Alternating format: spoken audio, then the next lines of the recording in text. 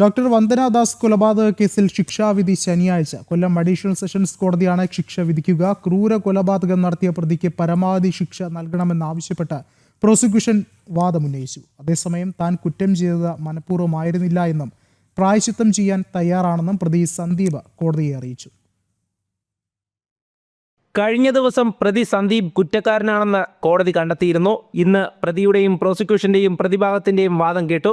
താൻ ചെയ്ത കുറ്റങ്ങൾ മനഃപൂർവ്വമല്ലെന്നും എന്തു പ്രായശ്ചിത്തം ചെയ്യാനും താൻ തയ്യാറാണെന്നും സന്ദീപ് കോടതിയിൽ പറഞ്ഞു. പ്രതിക്ക് എന്തെങ്കിലും പറയാനുണ്ടോ എന്ന കോടതിയുടെ ചോദ്യത്തിലായിരുന്നു സന്ദീപിന്റെ മറുപടി. ശിക്ഷാവിധിയിൽ ഇളവ് നൽകണമെന്നും പ്രായമായ അമ്മയെ കാണാൻ അവസരം നൽകണമെന്നും സന്ദീപ് ആവശ്യപ്പെട്ടു.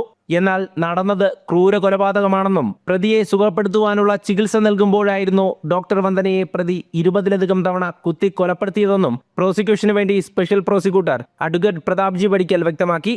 അപൂർവങ്ങളിൽ അപൂർവമായ കുറ്റകൃത്യമായി കണക്കാക്കി പരമാവധി ശിക്ഷ നൽകണമെന്നും പ്രോസിക്യൂഷൻ വാദിച്ചു. കേസിൽ പ്രതി നടത്തിയിട്ടുള്ള കുറ്റകൃത്യത്തെക്കുറിച്ച് പറയുകയാണെങ്കിൽ ഈ കേസിൽ കൊല ചെയ്യപ്പെട്ട ഡോക്ടർ വന്ദനാദാസ് ആയാലും ശരി, ഗുരുതരമായി പരിക്കേൽപ്പിക്കപ്പെട്ട പോലീസ് ഉദ്യോഗസ്ഥന്മാരും സിവിലിയൻസും ആംബുലൻസ് ഡ്രൈവറും ആണെങ്കിൽ തന്നെ ഇവരെല്ലാവരും പ്രതിയെ സഹായിക്കാനായി സ്ഥലത്തെത്തിയവരാണ്.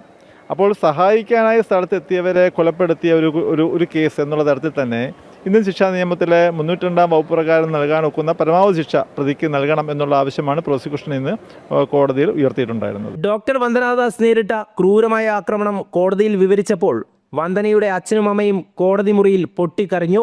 അതേസമയം സന്ദീപ് ആശുപത്രിയിലെത്തിയത് ഡോക്ടറെ കൊലപ്പെടുത്താനായിരുന്നില്ലെന്നും സമനില തെറ്റി സംഭവിച്ചു പോയതാണെന്നുമായിരുന്നു പ്രതിഭാഗം വാദം.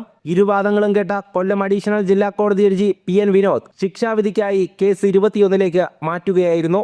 പ്രതിക്ക് പരമാവധി ശിക്ഷ ലഭിക്കണമെന്നതാണ് വന്ദനയുടെ മാതാപിതാക്കളുടെയും ആവശ്യം. ജനം, കൊല്ലം.